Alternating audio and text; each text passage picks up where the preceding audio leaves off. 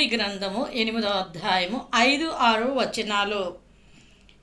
కావున నీవు జాగ్రత్తగా దేవుని వెతికిన ఎడల, సర్వశక్తుడగు దేవుడిని బతిమాలుకుని ఎడల, నీవు పవిత్రుడివై యథార్థవంతుడైన ఎడల, నిశ్చయముగా ఆయన నీ యందు శ్రద్ధ నిలిపి నీ నీతికి తగినట్లు నీ నివాస స్థలములను వర్ధిల్లింపచేయను.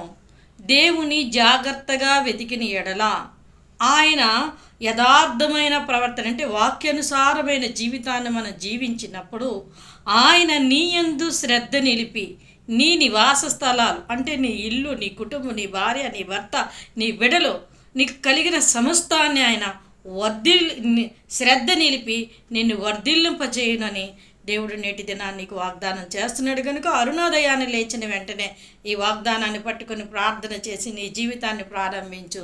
నువ్వు దినదినం